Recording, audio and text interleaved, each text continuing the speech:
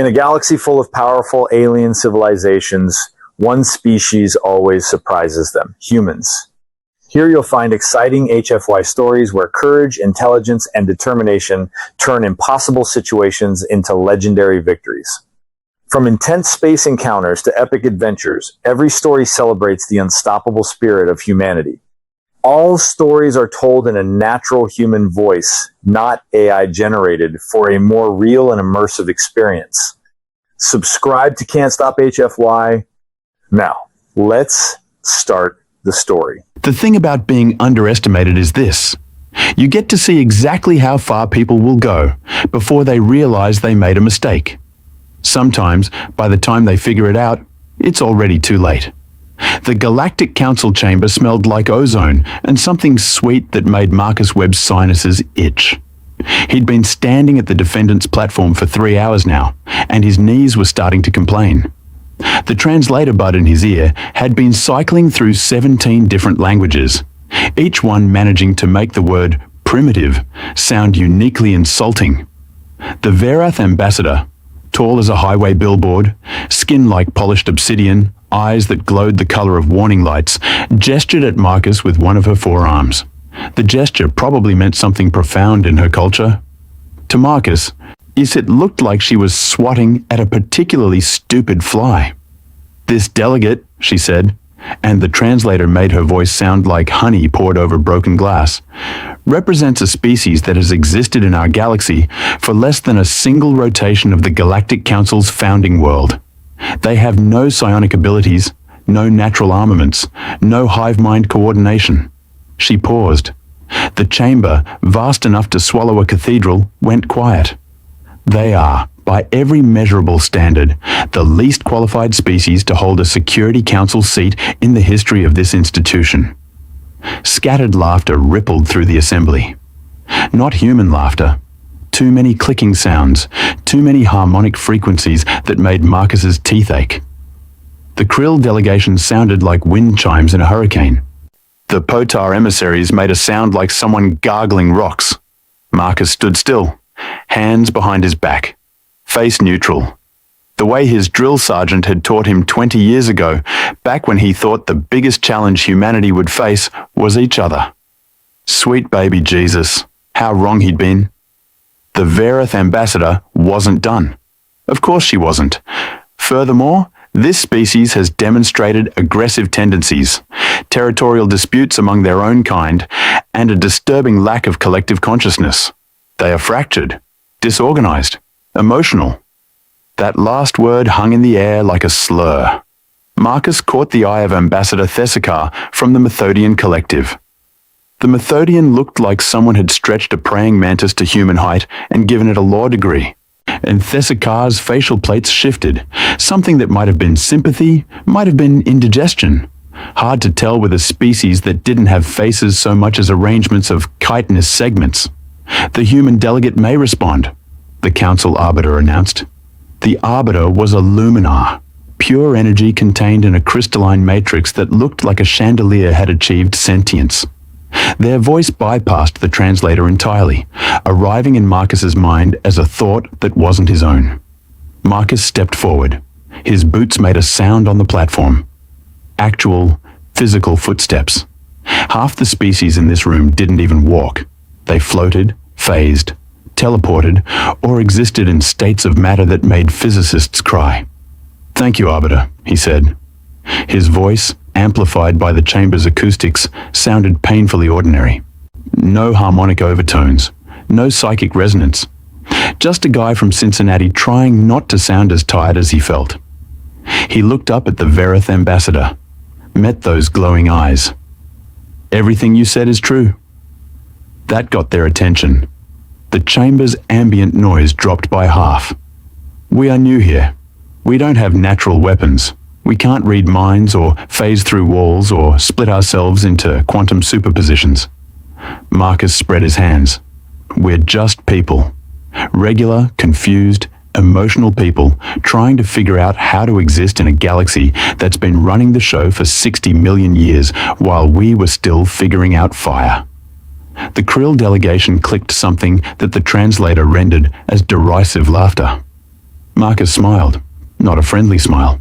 And the smile you wear when someone's about to learn something about you, they won't enjoy. But here's the thing about being underestimated, he said. You get used to it, and once you get used to it, you start to understand something important. He paused. Let the silence stretch. Being underestimated is the most valuable tactical advantage you can possibly have. The Verith ambassador's eyes flared brighter. Is that a threat, human? No, ma'am. Marcus kept his voice level. Respectful. It's a history lesson. He turned slightly, addressing the wider chamber now. Humanity has spent its entire existence being underestimated. By each other, mostly. Every war we've fought, every conflict we've survived, came down to one side thinking the other side would break easy. Would quit. Would see sense and surrender. His jaw tightened. Old memories pressing against the inside of his skull. We don't quit. It's not in us. I don't know why. Maybe it's a bug in our evolutionary code. Maybe it's something we learned during the Ice Ages when everything on our planet was trying to kill us. But we have this stupid, stubborn thing where we just keep going. The Potar delegation leader rose from its cushion. It looked like a sea anemone that had been given bureaucratic responsibilities. This council is not interested in your species' self-aggrandizing mythology, human.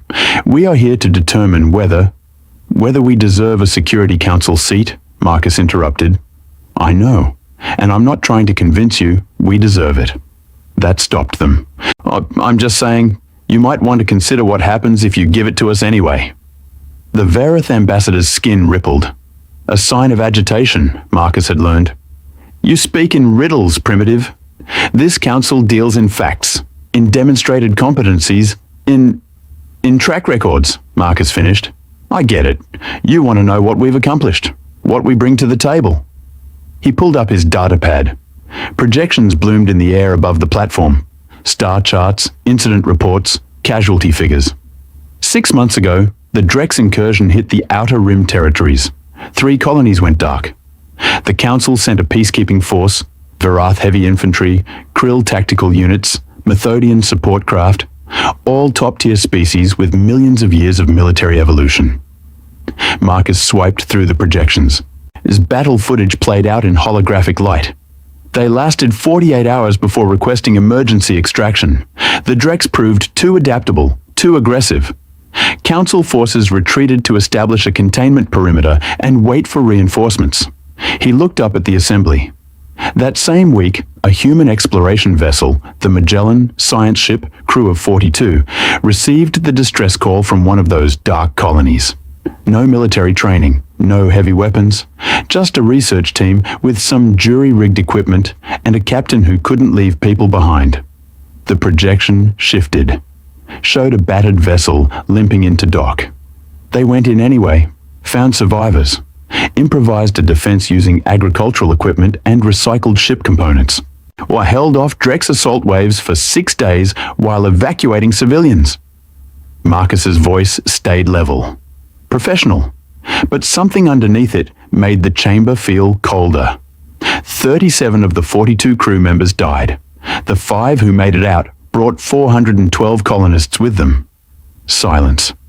The council awarded them the Luminous Star of Valor, Marcus continued. Posthumously. Nice medals. The families appreciated that. The Verith ambassador's forearms crossed in a gesture that looked like defensive walls going up. One incident of reckless bravery does not constitute... I have 17 more incidents, Marcus said quietly. Want to hear them? He didn't wait for an answer. The Kepler station biocontamination crisis. Council medical teams said the station was lost, recommended destroying it to prevent spread. Human medical volunteers went in with homemade hazmat suits and managed to synthesize a treatment protocol using cleaning supplies and kitchen chemistry. Swipe. The Andros negotiation. Council diplomats spent 3 years trying to broker peace between the Sarkin clans. Human mediator named Chen figured it out in 6 weeks by organizing a cooking competition. Turns out the clans had identical food taboos. Common cultural ancestor nobody had bothered to research. Swipe. the Void Runner rescue operation. When that passenger liner lost power in the Marcellus Drift, Council regulations said the radiation levels were too high for safe rescue operations. Recommended waiting for specialized equipment. Human salvage crews said screw that. Grew. And wrapped their ship in emergency blankets and played dead reckoning navigation through a radiation storm that should have killed them. Marcus looked around the chamber, met as many eyes and eye equivalents as he could. We're not better than you. We're not smarter or stronger or more evolved. We're just too stupid to know when something's impossible. And by the time we figure out we should have quit, we're usually already done. The Potard delegation leader made a bubbling sound. This proves nothing except that your species has a death wish and an inability to assess risk appropriately. Maybe, Marcus agreed. Or maybe it proves that when you've spent your entire evolutionary history being prey, you learn to get creative about survival. He killed the projections, stood there in the sudden absence of light.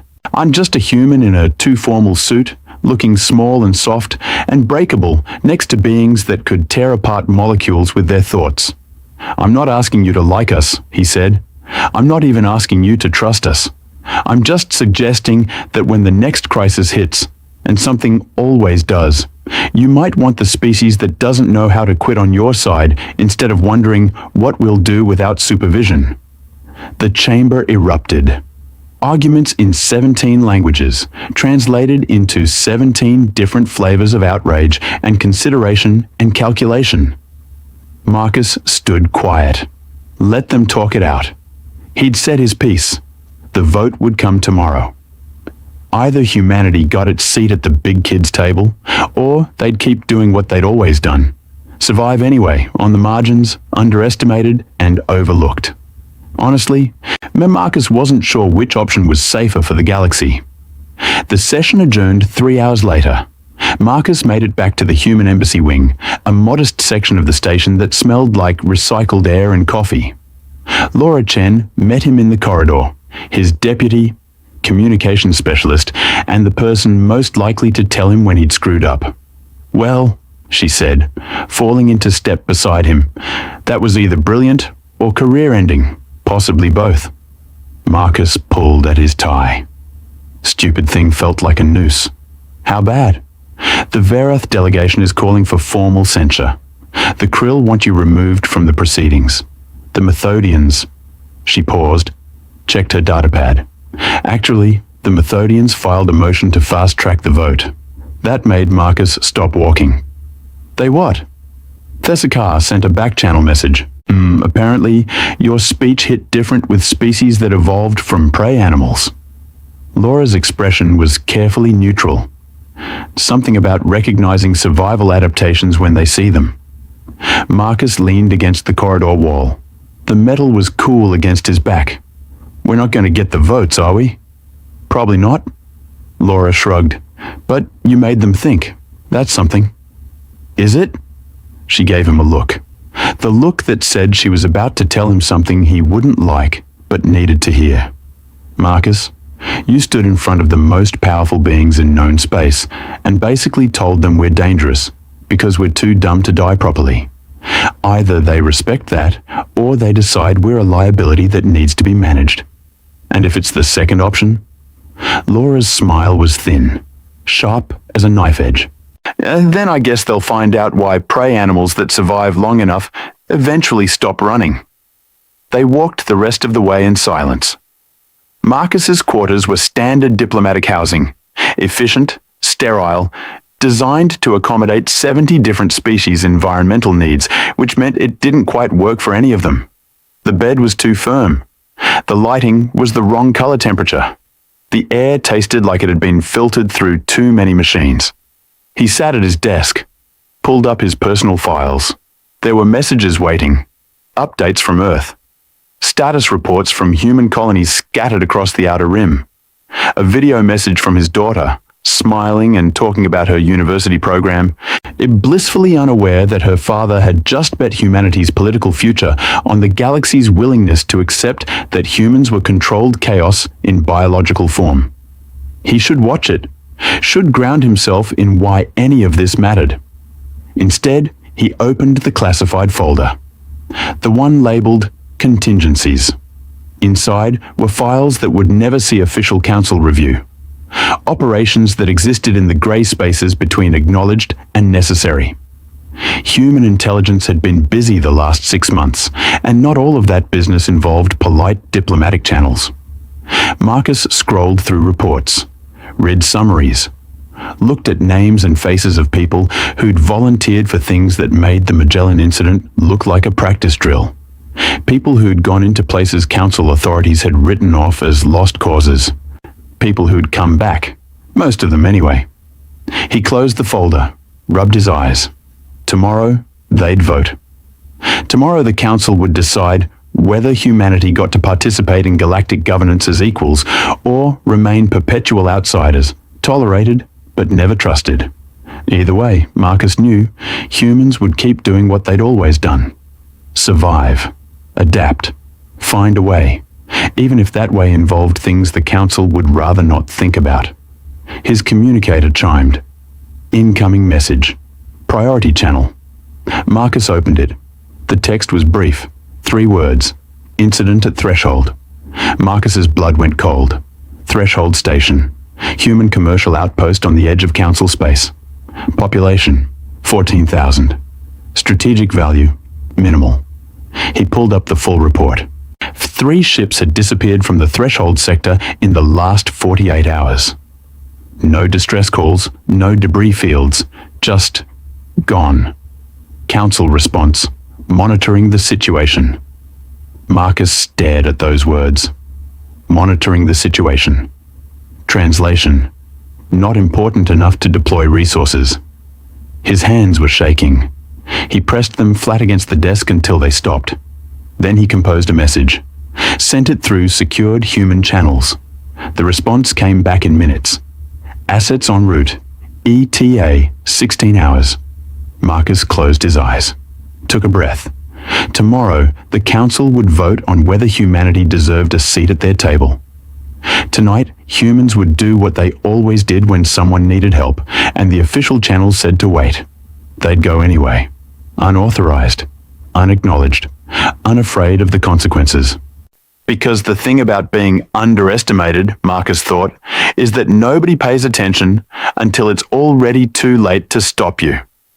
And by the time the council realized humans had deployed unsanctioned military assets to investigate those disappearances, by the time they demanded explanations and accountability, well, by then, whatever was taking ships at threshold would have learned something important about humanity. We don't leave our people behind, even when we probably should. Especially then. Marcus stood, straightened his tie, looked at himself in the polished metal wall panel that served as a mirror. A middle-aged human stared back. Tired eyes, grey at the temples, nothing special. He smiled. The galaxy had no idea what it was dealing with. That was fine. They'd figure it out. The council chamber looked different in morning light. Not that there was actual morning on a space station that existed in permanent orbit around a neutron star, but the luminars had programmed the ambient lighting to cycle through something approximating a circadian rhythm. Considerate of them. Most of the delegates didn't have circadian rhythms. They had rest states and dormancy periods, and one species that just powered down for 3 minutes every 40 hours like a computer running updates. Marcus had slept 4 hours. Terrible sleep, full of dreams about ships disappearing into nothing and his daughter asking him why he hadn't come home yet. He'd woken up to 17 messages. 16 were political maneuvering, delegates making last-minute arguments, in trying to secure his vote on unrelated matters in exchange for supporting humanity's council bid. Standard diplomatic bullshit. The 17th was from Commander Sarah Okonkwo, leading the unsanctioned response team headed to Threshold. Contact in 6 hours. Will advise. 6 words. All she could risk on even a secured channel. Marcus deleted the message. Deleted the deletion log. Did 3 more layers of security purge that would probably just make the council's intelligence apparatus more suspicious, but at least he could say he'd tried. Laura found him in the embassy commissary, staring at coffee that had gone cold. "Votes in 2 hours," she said, sliding into the seat across from him. She had a plate of something that might have been eggs, might have been protein paste shaped into egg-like formations. Hard to tell with fabricated food. "How are you feeling?" "Like I'm about to watch humanity either join the galactic community or get permanently sidelined as the weird neighbors nobody invites to parties." So, normal pre-vote anxiety. Marcus almost smiled. "How's the vote count looking?" Laura pulled up her datapad, started scrolling through projections, vote predictions, political alignments that shifted like water. "Methodians are with us. Surprisingly solid support from the chorus. Apparently, they appreciate that humans make music even though we're not telepathic. They find it charmingly inefficient. I'll take it. Verath are a hard no. Krill are leaning no, but might abstain if we agree to support their mining rights expansion. Potar are..." She paused, frowned at her screen. "Actually, the Potar are being weird." That got Marcus's attention. "Weird how?" "They've requested a closed session before the vote. Just you and their delegation head." Marcus felt something cold settle in his stomach. "That's not standard procedure." "No," Laura agreed. "It's really not." The Potar delegation maintained a private chamber on the station, environmentally controlled to match their homeworld, which meant the air was thick enough to swim through and smelled like brine. Marcus had to wear a breather mask just to enter without drowning on dry land. Ambassador Kioneth waited for him in what might have been a sitting position, hard to tell with a species that was mostly tentacles arranged around a central sensory cluster. The translator rendered their voice as a series of wet, popping sounds that became words in Marcus's ear. "Me, Ambassador Webb. Thank you for accepting this meeting. Ambassador Kioneth." Marcus kept his voice respectful, calm, even though every instinct was screaming that something was wrong. "Your message said this was urgent." "It is." The tentacles shifted, a gesture that meant something. Marcus's cultural database flagged it as either deep concern or digestive distress. "We must discuss Threshold Station." Marcus's heart stopped, started again, faster. "I'm not sure I understand," he said carefully. "Threshold is a human commercial outpost, not a council matter. It became a council matter 47 minutes ago when your government deployed military assets to the sector without authorization." Koneth's sensory cluster fixed on Marcus with an intensity that made his skin crawl. 3 ships, destroyer class. His crew complement of 400 per vessel. Holy shit. Marcus kept his face neutral. "I wouldn't know anything about that." "Of course you wouldn't." The ambassador's tone suggested they both knew that was a lie. "You're a diplomat, not a military commander. But your government has just violated 3 separate council regulations regarding military deployment in neutral space." "If that's true," Marcus said slowly, "then I'm sure there's a reasonable explanation." "I'm certain there is." Kioneth rippled in a way that might have been amusement. The same reasonable explanation that led human vessels to intervene in 17 separate incidents over the past 8 months. Always unauthorized. Always in situations the Council had deemed too dangerous or too low priority for official response. The tentacles moved closer. Marcus held his ground. "You're building quite a reputation, Ambassador. The species that helps when others won't. The ones who show up to disasters while council committees are still scheduling impact assessment meetings." "Is there a question in there?" Marcus asked. "Several." Kioneth settled back, or whatever the tentacle equivalent was. "But the most important one is this. What did you find at those 17 incidents that made you willing to risk council censure to investigate Threshold?" Marcus went still. "I have no idea what you're..." "Ambassador Webb." The translator made Kioneth's interruption sound gentle, almost kind. "I have been a council delegate for 43 of your years. I have watched species rise and fall, watched alliances form and shatter, watched empires that seemed eternal crumble into dust. And I have learned to recognize a pattern when I see one. The chamber's thick air pressed against Marcus's chest.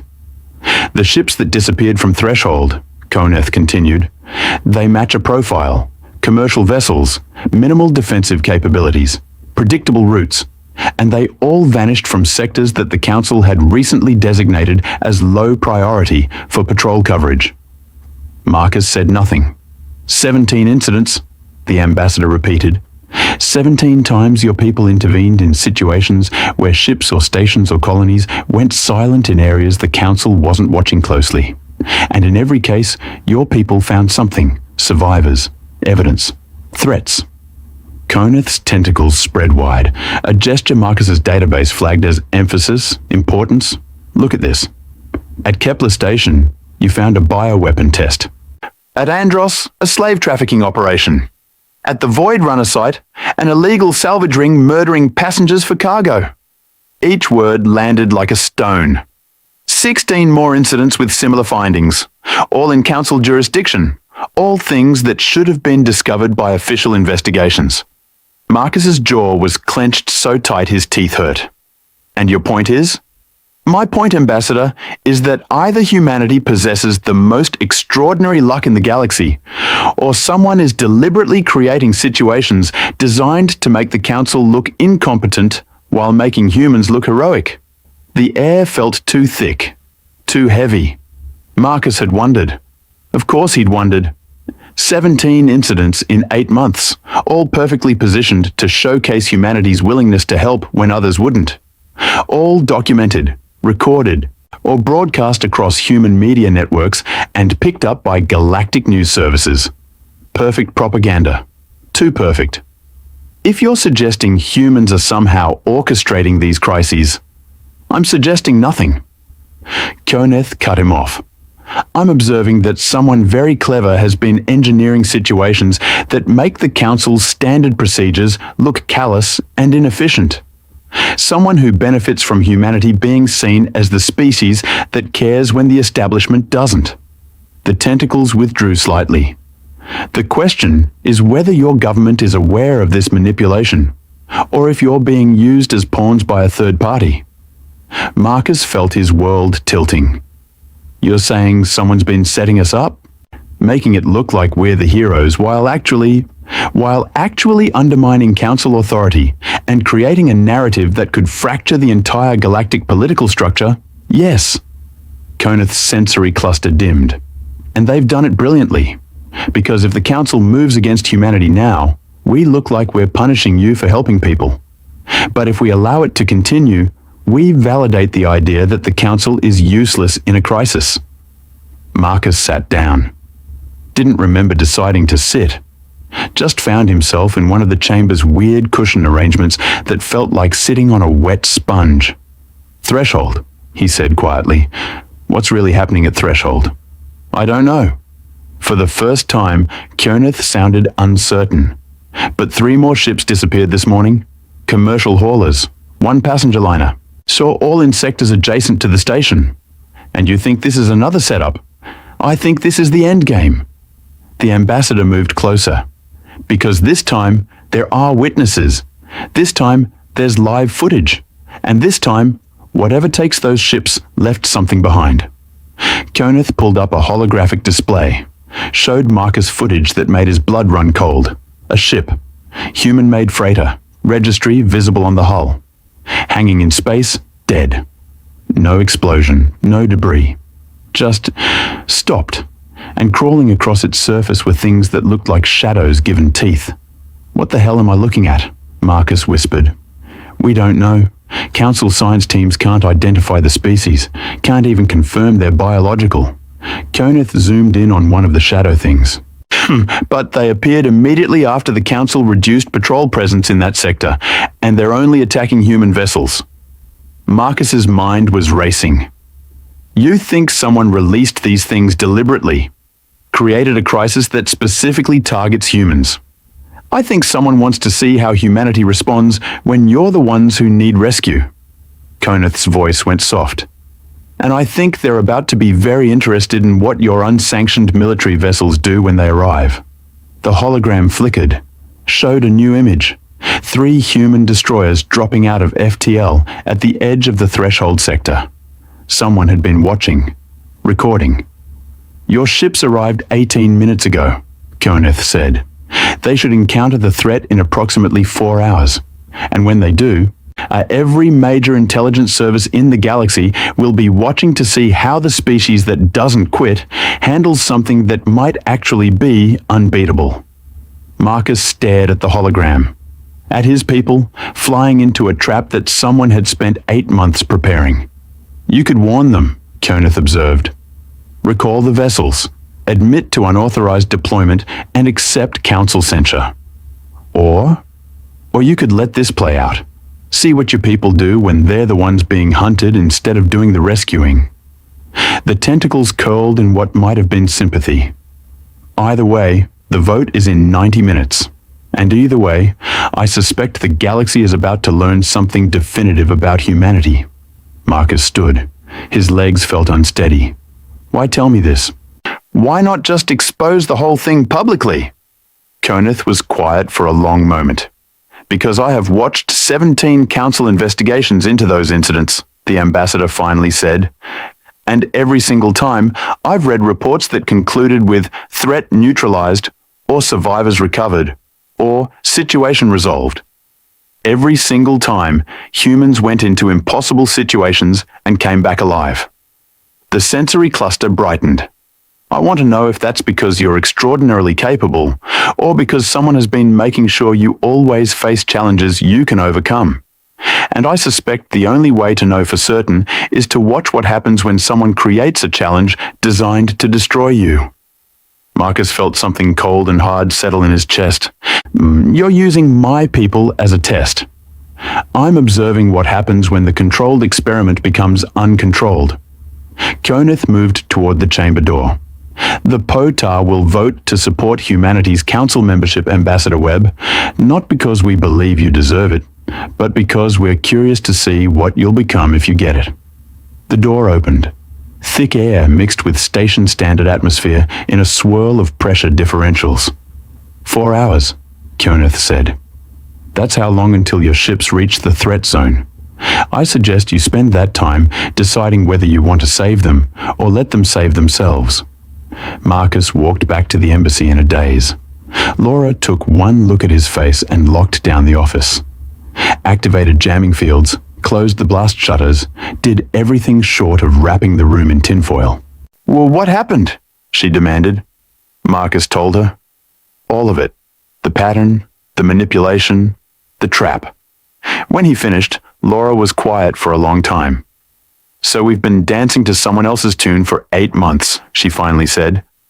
Someone who wanted to make us look good while making the council look bad. Looks like it. And now they've created a situation specifically designed to see if we can be killed. Yeah. Laura pulled up her own datapad. Started running through data Marcus didn't have clearance to access, probably because he had plausible deniability. Laura didn't need plausible deniability. She'd been in intelligence before she became a diplomat. Those shadow things, she said. I'm seeing some chatter in the deep nets. Rumors. Nothing confirmed? What kind of rumors? The kind that says there's a black market for exotic xenofauna. Specifically, xenofauna that evolved in dark matter environments and really don't like conventional matter-based life forms. She looked up. The kind of things that would need to be contained in specialized facilities. The kind of facilities that got a lot cheaper to rent when the council reduced patrol coverage. Marcus felt pieces clicking together. Someone bought space monsters and released them at threshold. More like someone bought space monsters, waited until the council left the area unguarded, then released them in a zone where they'd only encounter human ships. Laura's face was grim. It's elegant, really. If our destroyers fight and win, someone gets data on human military capabilities. So if our destroyers fight and lose, the galaxy learns that humanity isn't as impressive as the propaganda suggested. And if we recall the ships, then we admit to unauthorized military deployment, probably lose the council vote, and leave threshold to whatever those things are. Laura closed her datapad. No good options, Marcus. He knew. sweet baby Jesus, he knew. "What would you do?" he asked. Laura smiled, thin and sharp and not at all friendly. "I'd figure out who's running this game and make them regret ever hearing the word human." She paused. "But that's long-term planning. Short-term? I'd trust Sarah Okonkwo to do what she does best. Which is? Survive, adapt, win anyway." Laura stood. "The vote's in 40 minutes. We should get ready." Marcus looked at his communicator. No new messages from Commander Okonkwo. She was in transit. Radio silence protocols. Wouldn't know about the trap until she was already in it. He could send a warning. Break protocol. Possibly save their lives. Probably compromise the entire operation. Definitely prove to whoever was watching that humans could be manipulated into abandoning missions. Marcus thought about the 17 incidents. Thought about the Magellan and its crew of 42, 37 of whom died rescuing people the Council had written off. Thought about what humanity had been through to get here. All the times they'd been underestimated, dismissed, counted out. All the times they'd won anyway. He closed his communicator. "Let's go get our council seat," he said. The vote took 20 minutes. Abstentions, 7. Against, 34. For 41. Humanity had a council seat. The chamber erupted in noise, celebration and protest, and political maneuvering already spinning into new configurations. Marcus stood at the delegate platform and felt nothing. Somewhere, 4 hours away at FTL speeds, Commander Okonkwo and 1,200 human crew members were about to find out what happens when prey animals evolve teeth. The whole galaxy was about to find out too. Marcus just hoped humanity survived the lesson. Commander Sarah Okonkwo had been in space for 16 years, and she'd learned to trust her gut about 3 things: bad coffee, worse odds, and when something was watching her ship. All 3 applied right now. The bridge of the UHSV Tenacious hummed with the kind of quiet efficiency that came from a crew that had worked together through enough shit to know when to stay silent. They'd dropped out of FTL 20 minutes ago. Scans showed Threshold Station ahead, intact but silent, and scattered around it, hanging in space like ornaments on the galaxy's most fucked up Christmas tree, were ships. Dead ships. Sarah counted 12. Freighters, mostly. 1 passenger liner that made her chest tight. All of them just stopped. No explosion signatures, no debris fields, just vessels that had been moving and then weren't. "Tactical," she said quietly. "What am I looking at?" Lieutenant Flores leaned over his console, fingers dancing across holographic displays. Young guy, barely 26, but he'd done 3 tours in the Outer Rim conflicts and never panicked. Sarah appreciated that in a tactical officer. "Energy signatures are weird, Commander, reading localized gravity distortions around each vessel. And," he paused, enhanced the scan. "Ma'am, there's movement on the hulls." Sarah pulled up the tactical feed on her command display. Shadow shapes crawled across dead metal. Not quite solid, not quite gas. Something that made her eyes hurt to look at directly. "Are those biological?" she asked. "Unknown." Flores cycled through scan modes. "They're not registering on thermal, but they're showing up on gravitational sensors. It's like they're made of, I don't know, compressed space-time? They're bending light around themselves." "Weapons?" "Unknown," Flores repeated. He sounded frustrated. Sarah didn't blame him. "But whatever they're doing to those ships, it's causing complete systems failure. Power, life support, propulsion, everything just stops." Sarah studied the tactical display. The shadow things weren't moving randomly, and they were searching, crawling through airlocks, along hull sections, into cargo bays, looking for something, or someone. "Life signs?" she asked, though she already knew the answer. "Negative on all vessels except the Dreamcatcher, that passenger liner, reading faint biosigns in the aft section. Maybe 24 people. 24 out of a crew and passenger manifest that should have been 300. Sarah felt that familiar cold calculation settle over her. The one that let her make decisions without thinking about the weight they'd carry later. "Comms? Hail Threshold Station, full spectrum." "Aye, Commander." Lieutenant Park's hands moved across her console. Transmitting now. Static answered. Then a voice, distorted and thin. Is threshold station? We are under lockdown. Repeat. Station is under lockdown. Do not approach. Do not... The transmission cut out. Boost the signal, Sarah ordered. Park worked her magic. The voice came back, clearer now. A woman, probably young, definitely terrified. Inside the station. They got inside somehow. They're in the lower levels. We sealed the upper decks, but we don't know how long the doors will hold. Please, if anyone can hear this, we have civilians. We have children. We need... Another burst of static. Then screaming. Then nothing. Sarah's jaw clenched. How many people on that station? Manifest shows 14,000 registered residents, said Flores. Current biosigns? He went pale. Reading approximately 4,000 life signs, Commander. And dropping. 14,000 to 4,000 in less than a week. Holy shit. Commander. Flores's voice had gone tight. The shadow things, they're moving. All of them. Toward us. Sarah watched her tactical display. The creatures, if that's what they were, had stopped their searching. Every single one was now oriented toward the 3 human destroyers. Like they'd suddenly noticed something interesting. Red alert, Sarah said. Her voice cut through the bridge. All hands to battle stations, raise shields, charge weapons, and someone get me a count on how many of those things we're looking at. Working on it, Flores said. His fingers flew. Rough estimate? Jesus Christ, Commander, we're reading at least 200 individual entities. And they're accelerating. How fast? 0.25 light speed and climbing. ETA to weapons range, 4 minutes. Sarah pulled up ship-to-ship comms. The Relentless and the Dauntless hung in formation with her, on their commanders already pinging for orders. Anderson Quan, she said. You seeing this? Affirmative. Commander Anderson's voice was steady. He'd been Navy longer than Sarah had been alive. Recommend we establish defensive perimeter and engage at maximum range.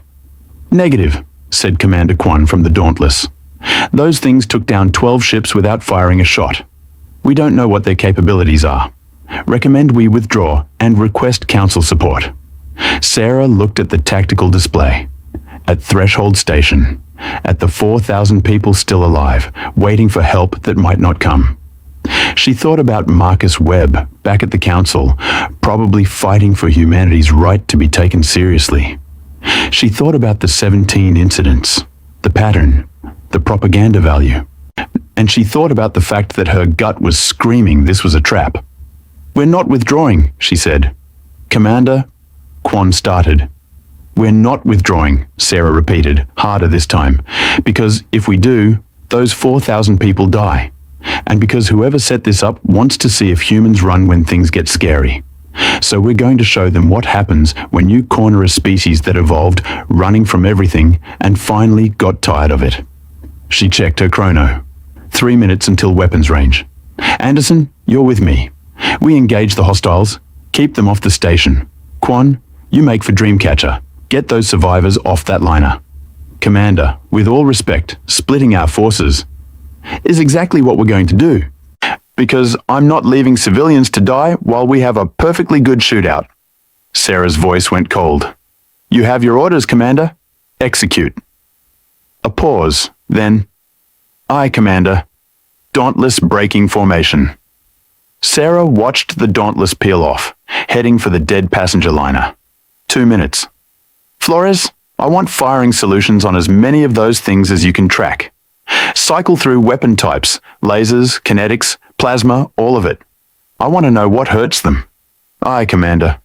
Park, continuous transmission to Council space. Everything we're seeing, everything we're doing. Someone back there needs to know what happened here. Already streaming, ma'am. Sarah allowed herself a smile. Good. Let's make sure we give them a show worth watching. 1 minute. The shadow things filled her tactical display now. A swarm of impossible entities that bent light and physics and common sense. All weapons free, Sarah ordered. Fire when ready. The Tenacious spoke. Laser batteries cut through space, targeting algorithms tracking movement patterns that shouldn't exist. Kinetic rounds followed, railgun accelerators launching tungsten penetrators at relativistic speeds. The shadow things evaded, not dodged, evaded. They seemed to slide between the weapons fire, moving through space in ways that made Sarah's tactical computer throw error messages. "No hits," Flores reported. "They're not dodging, Commander. They're, phasing. The weapons are passing through them." "Try plasma," Sarah ordered. Plasma cannons fired, superheated matter streaking toward the swarm. This time, when the weapons made contact, the shadow things reacted. They scattered, pulled back, regrouped at a distance. "Contact!" Flores shouted. "Plasma is effective. They're maintaining distance from the dispersal pattern." Sarah felt that cold calculation sharpen. All batteries switch to plasma. Continuous fire. Create a barrier between them and the station. The tenacious and relentless opened up. Plasma fire painted space in colors that didn't belong there. The shadow things stopped advancing. For about 10 seconds. Then they changed tactics. Sarah watched in horror as the swarm split. Half the entities hung back, avoiding the plasma. The other half dove straight into the fire and started dying, but not fast enough. "They're sacrificing themselves," Flores said, voice tight, "using their own casualties to map our firing patterns." "Clever," Sarah muttered. "Anderson, collapse formation. Now concentrate fire on the advancing group." Both ships adjusted. Plasma fire converged. The shadow things kept coming, dying by the dozens, but learning with each death, finding gaps, exploiting timing. "Commander, they're through the barrier," Flores warned. "Impact in 30 seconds." Sarah's hand hovered over the emergency acceleration control. "Engineering, I need everything you've got. Prepare for evasive maneuvers." "Aye, Commander, but if we maneuver, we leave the station exposed." "I know!" Sarah's mind raced. Tactical situation deteriorating. Shadow things learning too fast. Casualties mounting on both sides, but her ships were finite, and the swarm seemed endless. Classic no-win scenario. The kind of situation that separated good commanders from great ones, or dead ones from survivors. "Flores, I need an answer. What are these things made of?" "Unknown, Commander, but the plasma reaction suggests they're vulnerable to high-energy state changes. In English. They don't like getting hot, ma'am." Sarah's eyes widened. "Park, get me threshold station. Now." Static. Then that same young voice, rougher now. "This is threshold. Go ahead." "This is Commander Okonkwo, UHSV Tenacious. Listen carefully. Your station has thermal regulation systems, correct?" "Yes, but I need you to overload them, all of them. Vent heat into local space. Create a thermal bubble around the station." Silence. "Ma'am, if we do that, we'll cook everyone inside. The systems will buy us time," Sarah interrupted. "Do it. That's an order." More silence, then, "We're civilians, Commander. We don't take orders from you." Sarah felt something sharp in her chest. "You're right. You don't. But you're also about to die unless someone does something crazy. And crazy is what we do best. So I'm asking. Please." The pause felt like forever. Initiating thermal overload, the voice finally said, "God help us." "He's busy," Sarah said. "We'll help ourselves." Threshold station began to glow. Heat poured from 1,000 vents, radiating into the vacuum. The temperature around the station spiked. The shadow things that had been crawling into the lower levels suddenly retreated, pulled back, regrouped in open space. "It's working," Flores said. "The thermal output is disrupting their cohesion." "Good. Park, tell the station to maintain maximum output, and tell them to start evacuating everyone to the upper levels where the heat is lowest." "Commander, they can't maintain that output for more than an hour. The systems will melt down." "Then we have an hour to figure this out." Sarah studied her tactical display. The shadow things were circling now, maintaining distance from the station's heat bubble, learning, adapting, waiting. Status on Dauntless? She asked. Commander Quan reports successful docking with Dreamcatcher. Evacuating survivors now. At least something was going right. Sarah's communicator chimed. Priority channel. She opened it. Marcus Webb's voice, distorted by distance and encryption. Commander Okonkwo, this is Ambassador Webb. Break off engagement immediately. This is a direct order. Sarah felt something cold settle in her stomach. Unable to comply, Ambassador. Civilian lives at stake. Commander, you're walking into a trap. Whatever you're fighting was put there deliberately. Every action you take is being monitored and analyzed.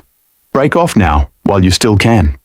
Sarah looked at her tactical display, at the shadow things circling like sharks, at Threshold Station, glowing with heat and terror, and 4,000 people who were out of time. Negative, Ambassador. We don't leave people behind. Sarah, Marcus's voice cracked. You can't win this one. It's designed to be unwinnable. Then I guess we'll lose interestingly. Sarah closed the channel, looked at her crew. At Flores, young and terrified, but still tracking targets. At Park, maintaining communications even though her hands were shaking. At the engineering station, at weapons, at navigation. Her people, doing their jobs because someone had to. All right, Sarah said quietly. Here's what we know. These things don't like heat. They learn from every engagement. And they're here because someone wanted to see if humans could be killed. She smiled. Thin and sharp and absolutely feral. Let's make sure the answer disappoints them. Flores, I want a dispersal pattern. Use our plasma cannons to create a heat barrier, but not a wall, a corridor. Funnel them toward us. Commander, that'll make us sitting targets. That's the idea. Park, tell Anderson to fall back to the station perimeter. When these things come at us, I want the Relentless positioned to hit them from behind. Commander Quan is asking for instructions, Park said. Tell Quan to get those civilians clear and then get the hell out of here. Someone needs to survive to tell everyone what happened.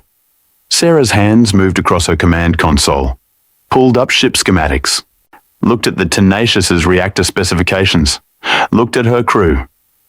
Engineering, she said. What happens if we vent our reactor core directly into space? The chief engineer's voice came back immediately. We'd lose all power, life support would fail in minutes, and we'd create a thermal explosion equivalent to a small sun going nova.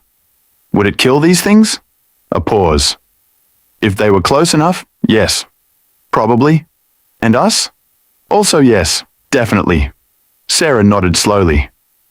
Noted. Stand by. She pulled up, ship to ship. Anderson, I'm going to need you to do something for me. Commander Anderson's voice was wary. I'm not going to like this, am I? Probably not, but you're going to do it anyway because it's the only play we have left. Sarah outlined the plan. Anderson was quiet for a long moment. That's insane, he finally said. I know. It'll kill everyone on the Tenacious. I know. And it might not even work. Yeah, but it might.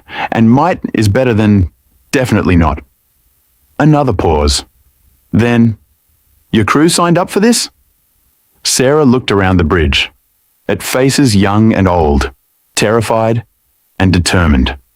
Flores, she said, put me on ship wide. The tactical officer tapped his console. A tone sounded. All hands attention. Sarah took a breath. This is the commander. We came here to rescue people. That's still the mission. But the things trying to stop us aren't going to quit. They're going to keep coming until they take us down, or we take them down. She paused. Let that sink in. I've got a plan. It's not a great plan. In fact, it's probably the worst plan I've ever had. But it'll work. The cost is we won't be around to see it work. Silence on the comm. Anyone who doesn't want to be part of this, get to the escape pods now. You have 2 minutes. No judgment. This isn't your fight. Sarah waited. 2 minutes. Nobody moved. Flores looked up from tactical. Still here, Commander. Park? Streaming everything to Council space. They'll know what we did. Sarah felt something tight in her chest loosen slightly. Engineering, prepare to initiate reactor vent on my mark. Anderson, I need you to pick up our escape pods and get them to safety. Then I need you to fall back to maximum safe distance. Understood? Anderson said quietly. It's been an honor, Commander. Hasn't happened yet, Sarah said. We've still got work to do. She studied her tactical display one more time. The shadow things were circling, patient, waiting for the heat barrier to fail. They had no idea what was coming. Flores, execute the dispersal pattern. Create that corridor. Make them think they've found a weakness. Aye, Commander. The Tenacious's plasma batteries fired in a new pattern. Heat filled space in organized chaos, creating gaps, weaknesses, opportunities. The shadow things noticed immediately. They began to advance, sliding through the gaps, moving toward the destroyer that had dared to challenge them.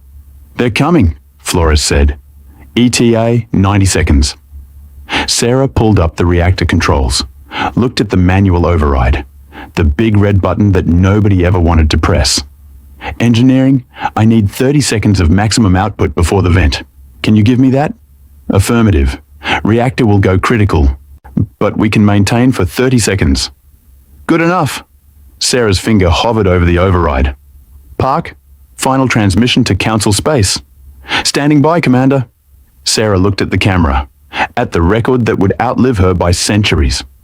This is Commander Sarah Okonkwo of the UHSV Tenacious. If you're watching this, it means the plan worked. It also means my crew and I didn't make it. That's fine. We knew the score.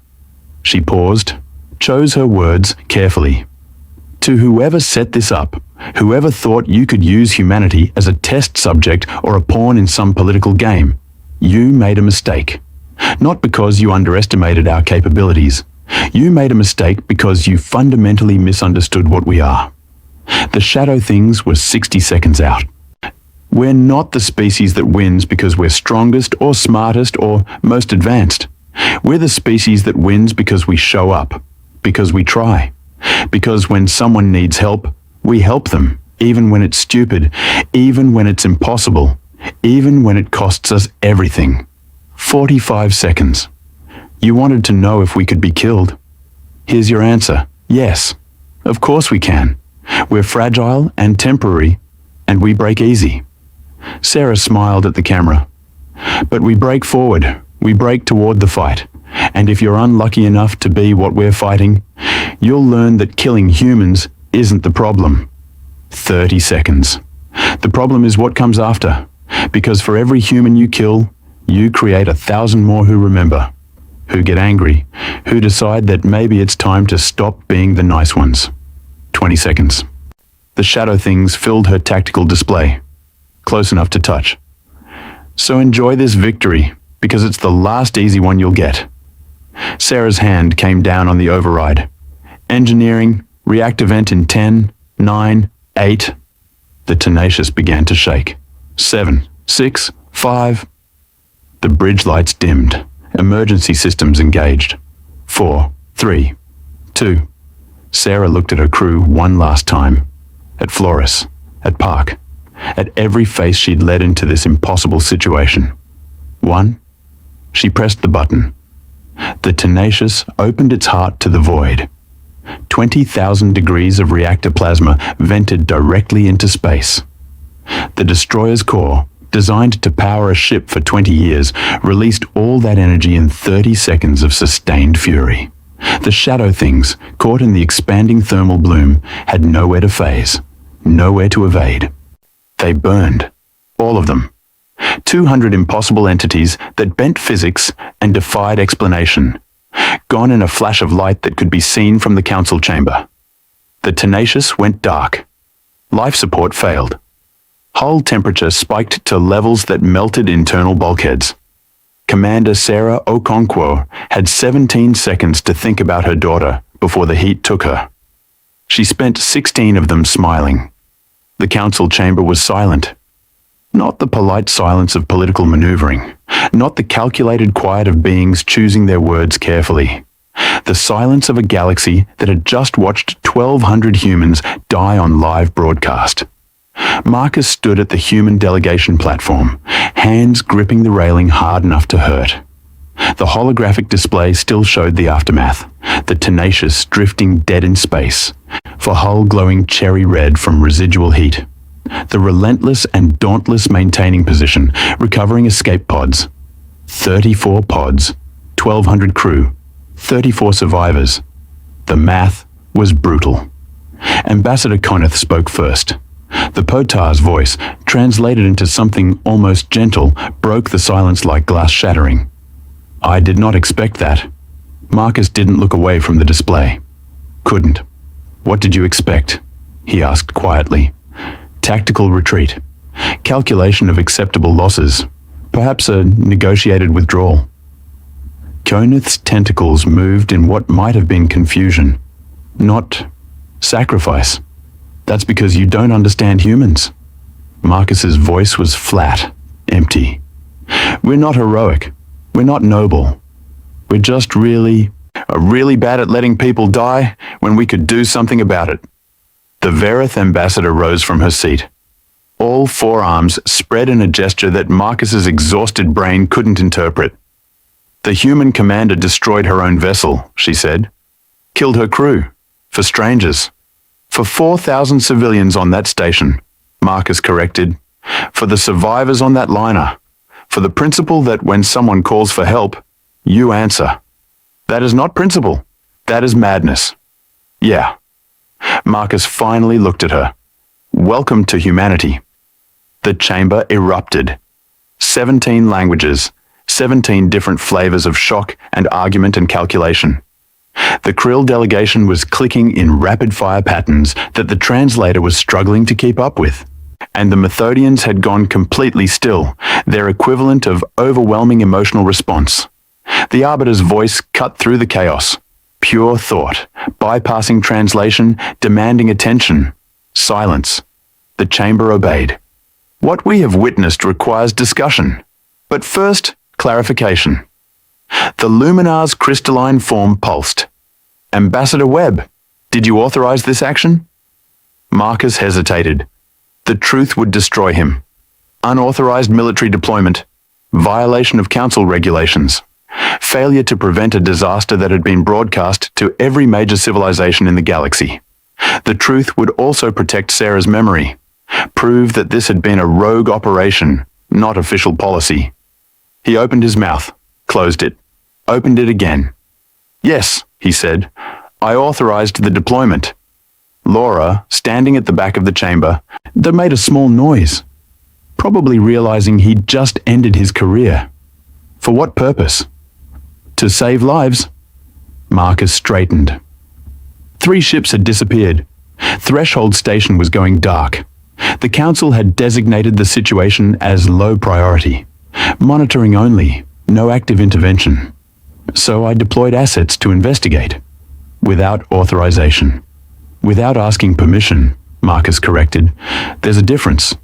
Explain. Marcus took a breath. The council operates on consensus, committee review, impact assessments. It's a good system for preventing rash action. It's a terrible system for emergency response. He pulled up his own datapad. By the time the council would have approved an investigation, Threshold would have been completely dark. 4,000 people would have been dead.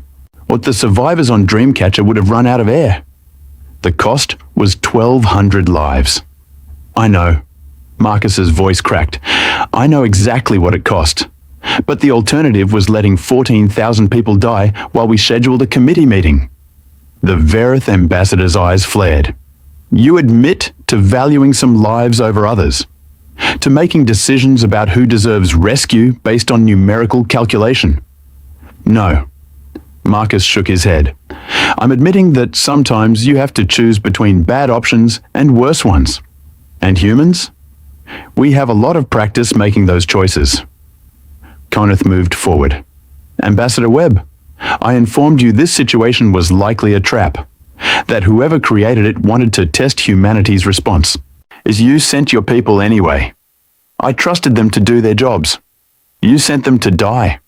Marcus flinched, but he didn't look away. I sent them to save people. What they chose to do with that mission was up to them, and Commander Okonkwo chose to make sure her death meant something.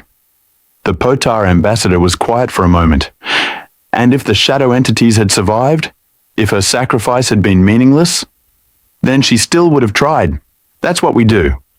The Council must deliberate on appropriate consequences for this breach of protocol. The Arbiter pulsed. Ambassador Webb, you are hereby... Excuse me? A new voice. High-pitched, translated from something that sounded like singing. The chorus delegation had stood. All 30 of them moving in perfect synchronization. The chorus were telepathic. A hive mind species that operated as a single distributed consciousness.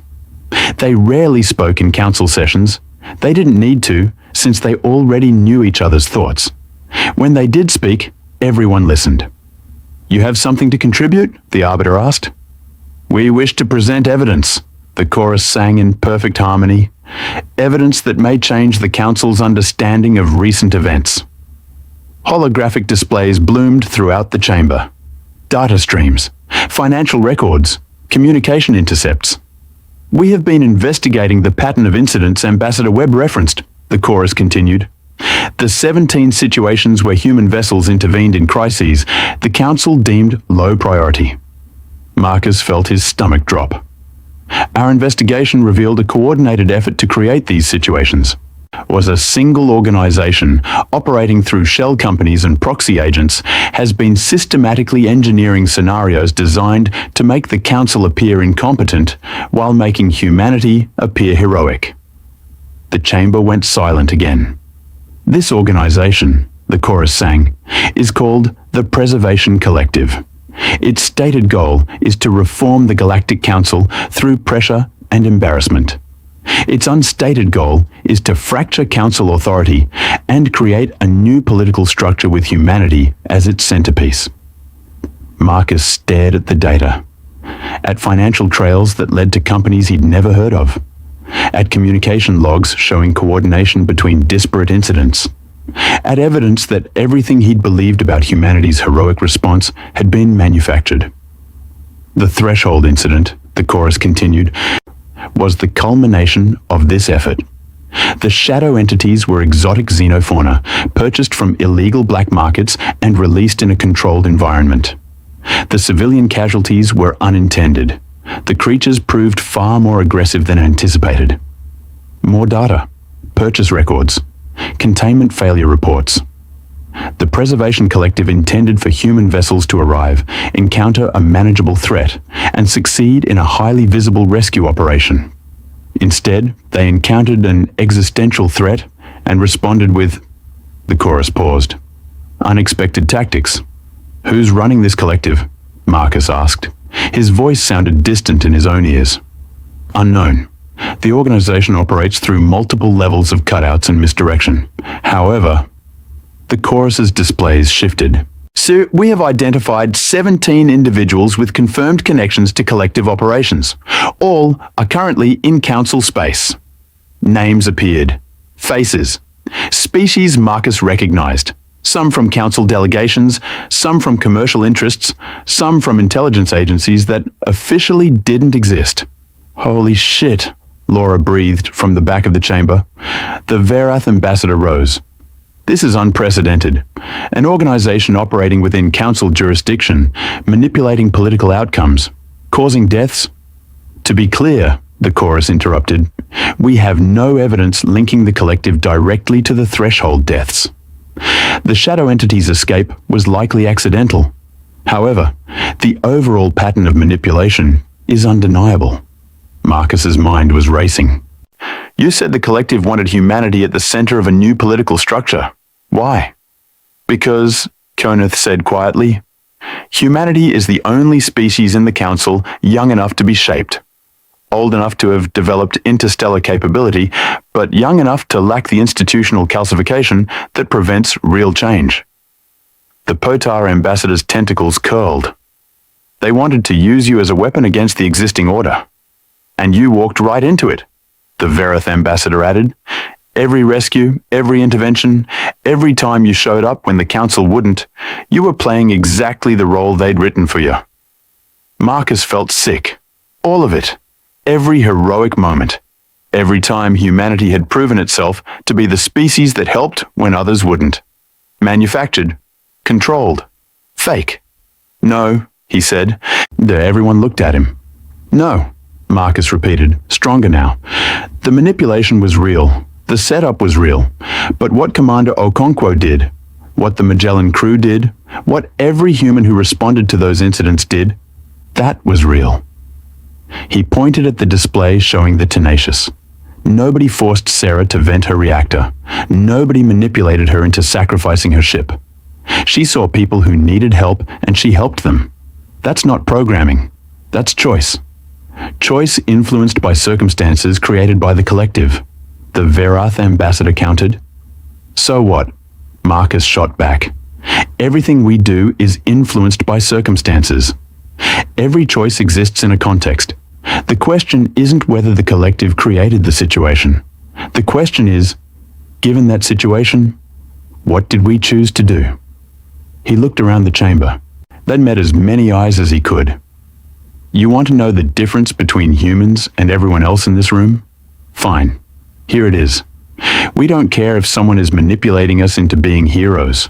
We'll be heroes anyway. Because being heroic isn't about having pure motives or perfect information. It's about seeing someone who needs help and deciding that's more important than protecting yourself. The chamber was quiet. The collective thought they could use us as propaganda, Marcus continued. They thought they could point us at problems and we'd solve them on command like trained animals. And you know what? They were right. We do solve problems. We do show up. We do help.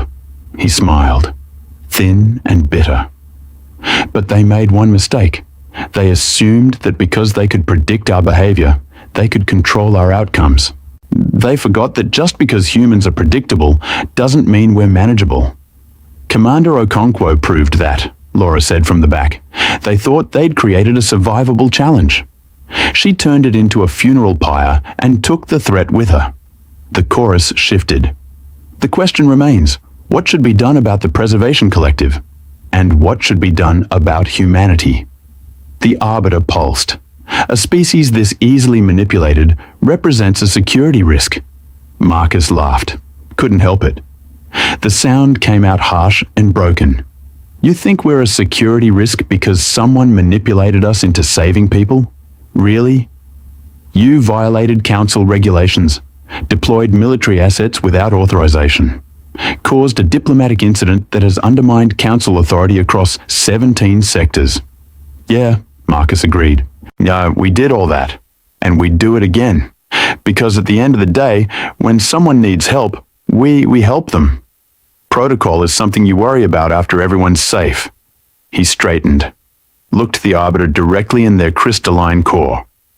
So here's what you're going to do.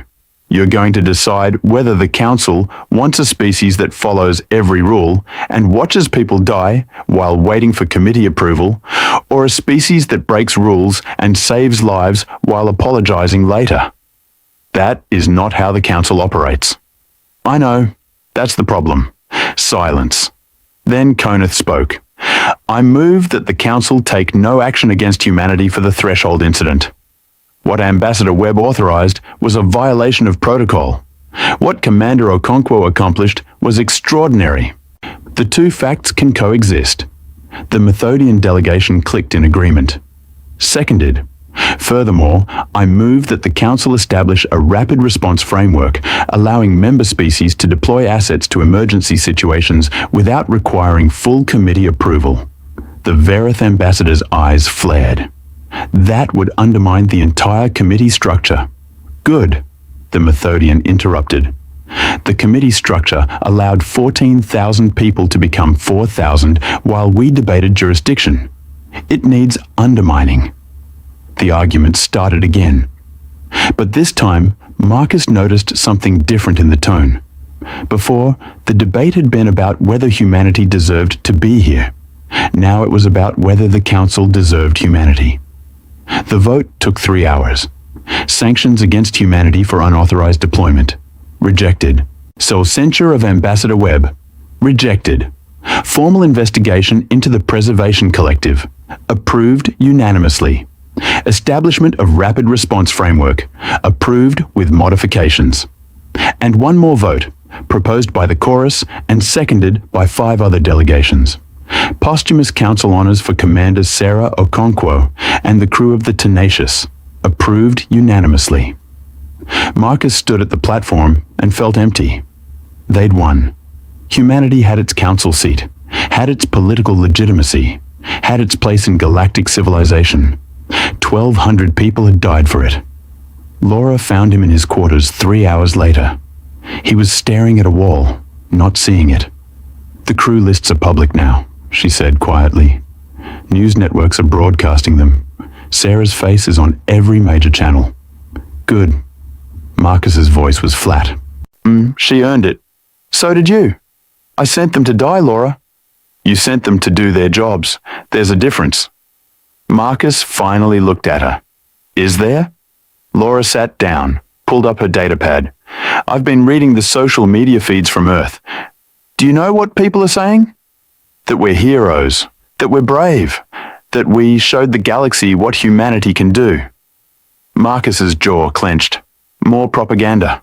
Some of it, yeah, but here's what caught my attention. She showed him the screen. There's a kid on Earth, 16 years old. Posted a video. It's gone viral. 3 billion views in the last hour. She played it. A teenage girl sitting in her bedroom, tears streaming down her face. Commander Okonkwo was my mum's friend, the girl said to the camera. They served together before my mum retired. And I wanted you all to know that Sarah wasn't doing this for glory or politics or because someone manipulated her. The girl wiped her eyes. She was doing it because that's who she was. That's who we all are. When people need help, we help them. When people are in danger, we protect them. It's not propaganda. It's not a political statement. It's just what you do when you're human. The video ended. Marcus stared at the screen. The collective thought they could use us, Laura said quietly. They thought they could point us at problems and we'd solve them on command. And they were right about the behavior. But they were wrong about the reason. She looked at Marcus. We don't help people because someone manipulated us into it. We help people because that's what we are. And no amount of manipulation or control or political maneuvering can change that fundamental fact. Marcus was quiet for a long time. 1,200 people, he finally said. I know. They didn't have to die. No, they didn't. Laura stood. But they chose to anyway, because 4,000 strangers mattered more than their own safety. And that choice, Marcus? Nobody manipulated that. Nobody controlled that. That was purely, authentically human. She walked to the door, paused. The galaxy laughed at us, thought we were primitive, emotional, easy to manipulate, and maybe we are all those things. But we're also the species that shows up, that tries, that breaks forward. She smiled, sad and proud and fierce. They wanted to see if humans could be killed.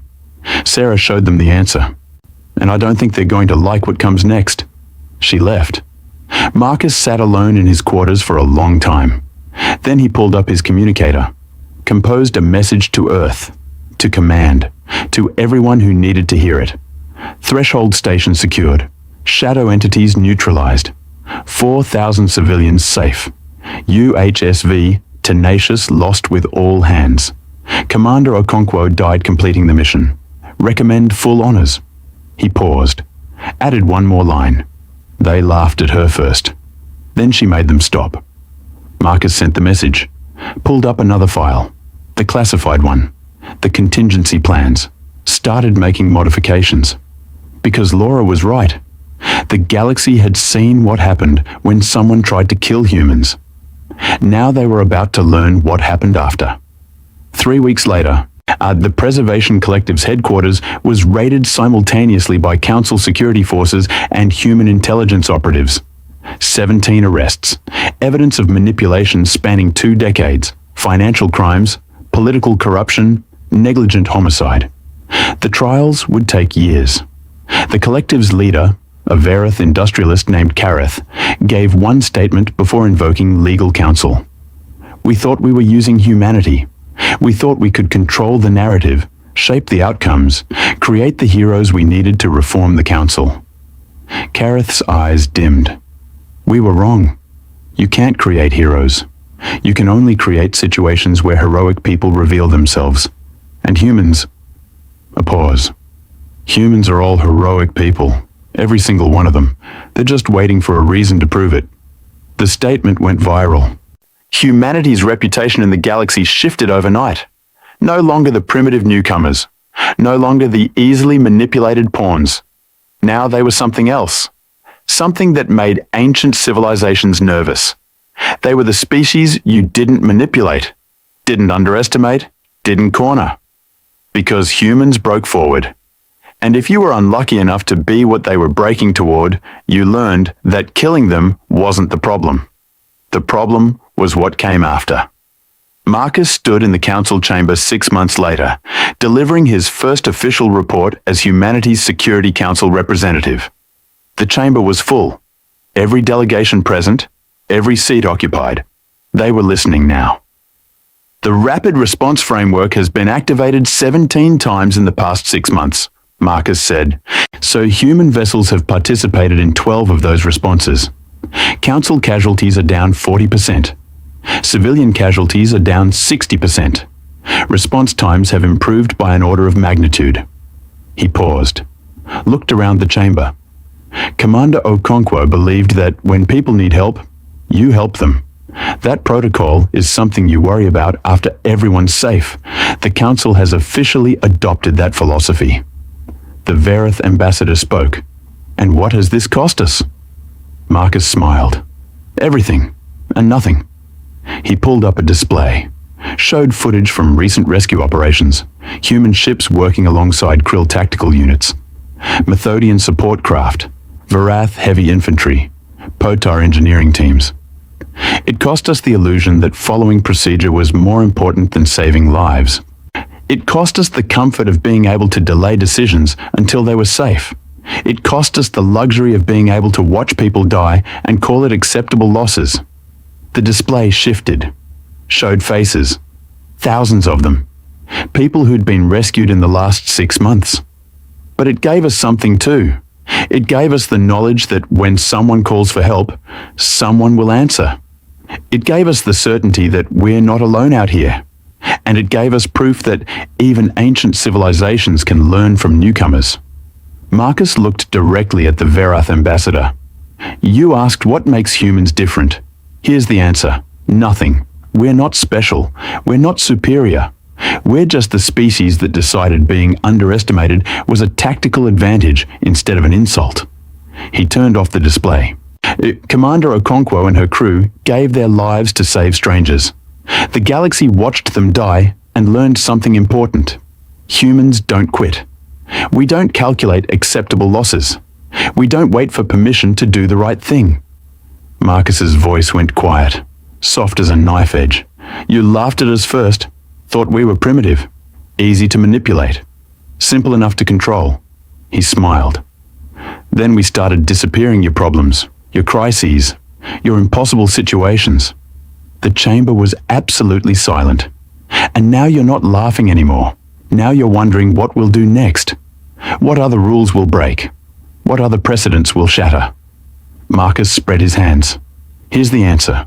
Whatever it takes. Whatever saves the most lives.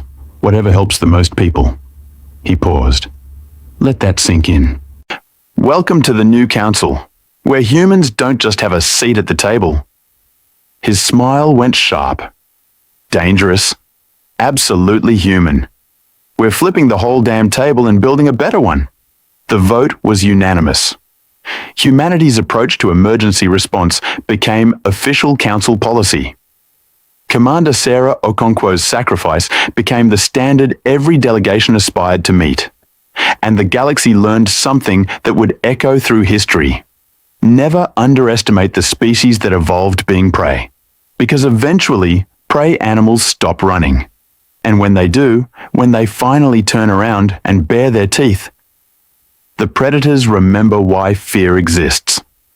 Marcus left the chamber that day and found a message waiting. Video file. Encrypted. Human channels only. He opened it.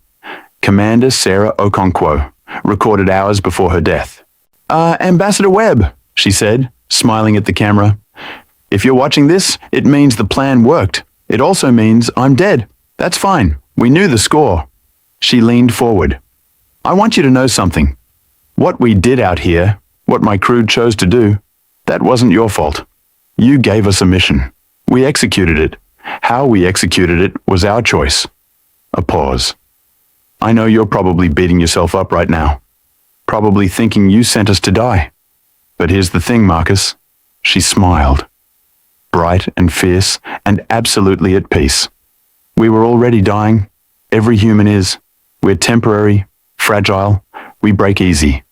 The only question is, what do we do with the time we have? Sarah's eyes went distant, looking at something beyond the camera. My crew and I decided to spend our time saving people.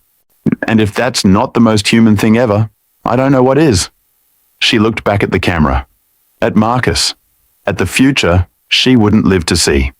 So don't apologize. Don't feel guilty. Just make sure everyone knows we didn't die victims. We died choosing. We died free. We died human. She saluted. Commander Sarah Okonkwo, signing off. See you on the other side, Ambassador. The recording ended. Marcus sat in silence. Then he pulled up his communicator. Sent a message to Earth, to Command, to every human ship in service. From Ambassador Marcus Webb, Human Council representative. They laughed at us first, then they started disappearing. Now they remember why. Continue the mission. The message went out. Across the galaxy, human vessels received it, acknowledged it, and kept doing exactly what they'd always done. Showing up, trying. Odds breaking forward, because that's what humans do. And no amount of manipulation, no amount of underestimation, no amount of fear or doubt or impossible odds would ever change that fundamental fact. They'd learned to survive being prey. Now the galaxy was learning what happened when survivors decided they were done being hunted. The answer was simple. They became the thing everyone else feared.